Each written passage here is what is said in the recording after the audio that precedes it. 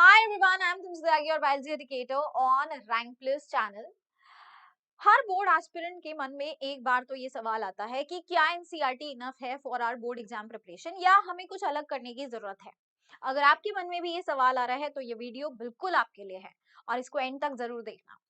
सबसे पहले स्टूडेंट्स कि क्या हमको एनसीईआरटी फॉलो करनी है? The answer is yes. आपको अपने थियोरी प्रिपरेशन के लिए केवल और केवल एनसीईआरटी फॉलो करनी है। इसके अलावा अगर आप कोई और बुक या कोई भी और रिसोर्स फॉलो करते हैं अपने थियोरी की तैयारी के लिए, है ना, तो आप अपनी इस एग्जाम की प्रिपरेशन में सबसे बड़ी गलती कर रहे हैं और केवल अपने टाइम को वेस्ट कर रहे हैं। आपको यहाँ पे कोई और बुक यूज करनी ही नहीं है। एनसीईआरटी एक आपकी यहाँ पर रिलीजियस बुक है जिसको आपको रिलीजियसली पढ़ना है। एंड अगर आप एनसीईआरटी पढ़ लेते हैं तो समझिए कि आपका 80 to 90% preparation is done for your board exams. ठीक है, मैं सिर्फ बोर्ड एग्जाम्स की यहाँ बात कर रही हूँ। कॉम्पिटेटिव एग्जाम्स के लिए you have a different perspective, right? तो अगर आपने अपना थियोरी प्रिपेयर कर लिया है, नाउ स्टूडेंट सबसे ज्यादा दिक्कत बच्चों को आती है यार सवाल लिख के जवाब लिखने में। सवाल तो समझ में आ गया, कॉन्सेप्ट भी समझ में आ गया था, लेकिन यार उसको लिखे कैसे? तो उसके लिए आपको थोड़ा सा प्रैक्टिस करने की जरूरत पड़ेगी। Now you can practise from two two ways. आपको दो तरीके से प्रैक्टिस करनी ही करनी होगी। सबसे पहली चीज आपको करनी है एनसीईआरटी की back exercises, which is a must. Back exercises, back questions आपको बहुत जगह सॉल्व मिल जाएंगे एंड इनफैक्ट हमारे रैंक प्लस के ऐप पर भी आपको ये सॉल्व क्वेश्चंस मिल जाएंगे, जहां से आपको ये आइडिया लग जाएगा कि जो आपके थियरी क्वेश्चंस होते हैं उनके जवाब आपको कैसे देने हैं। वैसे तो मैंने आपको बहुत बार क्लासेस में बताया है कि आपको हमेशा, स्पेसिफिकली अगर मैं बायो की बात करूं, तो आपको बायो के अंदर डायग्राम्स यूज करने होते हैं। ठीक है, आपको टेबल्स, टैब्यूलर फॉर्म यूज करने होते हैं, फ्लो चार्ट्स यूज करने होते हैं और अपने जो थ्योरी वाले आंसर्स हैं उनको केवल और केवल पॉइंटर्स के फॉर्म में लिखना होता है and to the point answers लिखने हैं।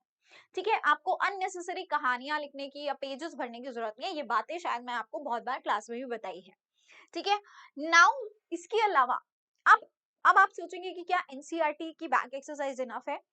तो एनसीईआरटी की बैक एक्सरसाइज करने के साथ साथ आपको एनसीईआरटी का एग्जाम्पलर भी सॉल्व करना है। ठीक है, एनसीईआरटी की बैक एक्सरसाइज के साथ साथ आपको एनसीईआरटी का एग्जाम्पलर भी सॉल्व करना है एंड उसके सॉल्व बुक्स भी, सॉल्व आंसर्स भी आपको बहुत जगह मिल जाते हैं एंड हमारे अगेन रैंक प्लस के ऐप पे भी आपको मिल जाएंगे, राइट?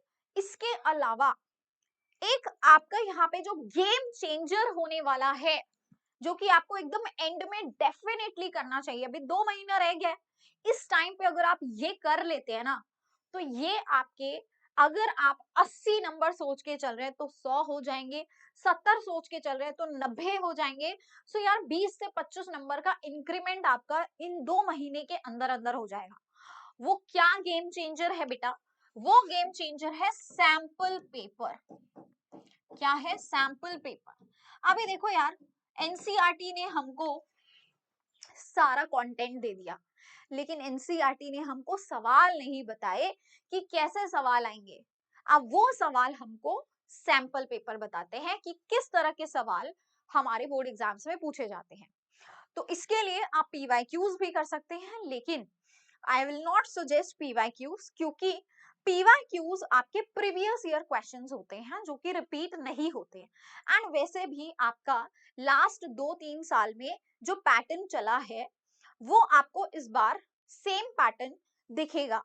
लेकिन केवल 2-3 साल के सैंपल पेपर से आपकी कहानी सॉल्व नहीं होती। पहले हम पीवाईक्यूज इसलिए करते थे क्योंकि 10-10, 15-15 साल तक सेम पैटर्न चलता था और घूम फिर के वही सवाल आते थे।